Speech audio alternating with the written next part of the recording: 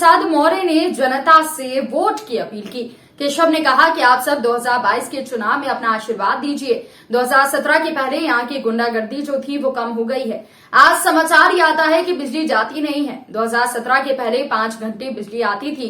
मोदी जी के पीएम बनने के बाद ये परिवर्तन आया है, वो याद दिलाया। आज किसानों को लाइट मिल रही है। असोली विधानसभा क्षेत्र के बंधुआ कला में उप मुख्यमंत्री केशव प्रसाद मौर्य ने लोगों को सरकार की उपलब्धियां गिनाई। केशव ने कहा कि हमने कभी भी विकास में भेदभाव नहीं किया। आप सब हनुमान जी की तरह अपनी ताकत को भूल जाते हैं, उसको याद कराने आया हूं। मैं वोट के रूप में कर्ज मांगने आया हूं।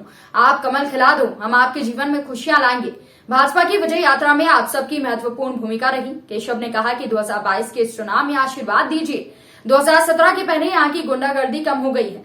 समाचार आता है कि बिजली जाती नहीं और पीएम मोदी के बनने के बाद के पूरा परिवर्तन आया है। केशव ने कहा कि पहले ये विपक्षी अमेठी से लेकर यहां तक अपनी जागीर समझते थे।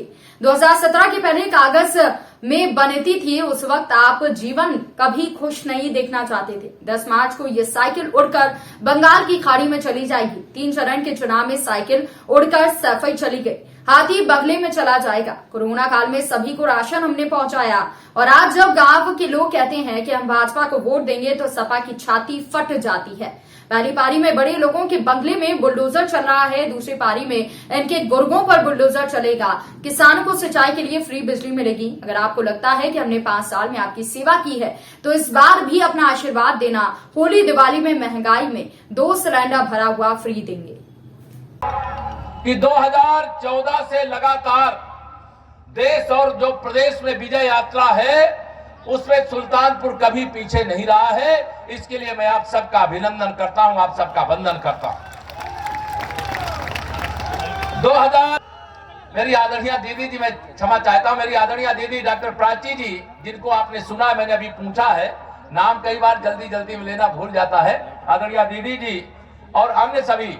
तो मैं आप सब 2014 या मैं कहूं कि जब से श्री राम जन्मभूमि आंदोलन की शुरुआत हुई है तब सुल्तानपुर लोकसभा क्षेत्र हो, विधानसभा क्षेत्र हो, पीछे मुड़ करके आपने नहीं देखा है।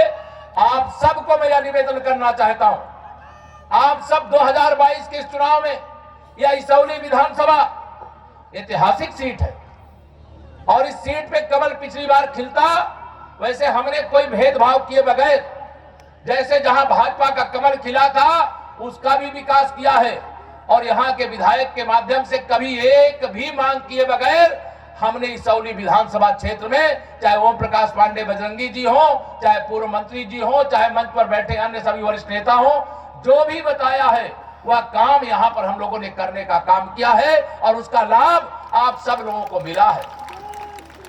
मैं अगर आपसे यहां की स्थिति याद है कैसे गुंडागर्दी थी और यह गुंडागर्दी जो बची खुची है ना, 22 तारीख के बाद सब खत्म कर देंगे। 22 को नहीं, आपके यहां तो 27 को मतदान है, मुझे 22 याद आ रहा है, 22 की कल सभा। 27 के बाद मतदान हो जाने दो और 10 मार्च को फिर से भारतीय जनता पार्टी का कमल उत्तर प्रदेश में खिल गया है। बाकी चरणों का केवल मतदान होना बाकी है, लेकिन मैं आपसे इसौली का कमल का फूल मांगने के लिए आया हूं। दोगे इस बार? दोनों हाथ उठा के बताओ, दोगे? मैं आप सबसे विनती करने के लिए आया हूं, मैं वोट मांगने नहीं, मैं तो वोट के रूप में कर्ज मांगने आया हूं। आप कमल का फूल खिला दो इस विधानसभा में, सुल्तानपुर में कमल खिला दो। ब्याज के साथ चाहे दिल्ली के खजाने से लाना पड़ेगा और चाहे लखनऊ के खजाने से लाना पड़ेगा, इसौली सहित पूरे सुल्तानपुर को चमकाने के लिए मैं स्वयं प्रयास करके आपके जीवन में खुशियां लाने का प्रयास करूंगा। चौथे चरण का चुनाव होने वाला, या 22 को है ना, 27 को, अच्छा यहाँ 27 को, 22 तो कल वोट पड़ने वाला, 23 कल वोट पड़ने वाला। सैफई नहीं, आप ध्यान रखना, आप सबका जैसा आशीर्वाद मिल रहा है उस आशीर्वाद के प्रताप से मैं पूरे विश्वास से कह सकता हूं कि 10 मार्च को 11 बजे सपा बसपा कांग्रेस का 12 बज जाएगा और ये साइकिल उड़ करके अभी सैफई गई है, यहां से उड़ते उड़ते बंगाल की खाड़ी चली जाएगी। जाएगी कि नहीं? भेजोगे कि नहीं भेजोगे? अब बहन मायावती जी का हाथी उड़ करके कहां जाएगा? बंगले में उनके पहुंच जाएगा।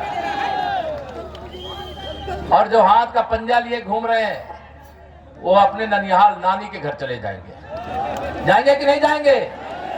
इनके पास तो कोई बचा नहीं। मैं आज यह जो लड़ाई है ये गरीबों की खुशहाली के लिए है, गरीबों के जीवन में खुशियां पहुंचाने के लिए है। गरीबों को जो मदद हम लोगों ने 5 साल में उत्तर प्रदेश से सरकार आने के कारण किया है, अभी तो झांकी है, अभी तो पूरी पिक्चर बाकी है।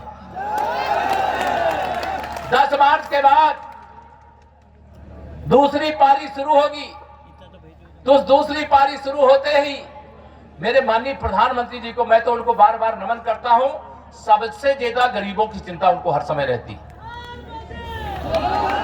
सबसे ज्यादा चिंता माताओं बहनों की रहती है, सबसे ज्यादा चिंता उनको किसानों की रहती है, सबसे ज्यादा चिंता उनको नौजवानों की रहती है। उनको लगता है मेरा भारत आत्मनिर्भर बनेगा तो मेरे नौजवानों को रोजगार मिलेगा, उनकी कमाई बढ़ेगी।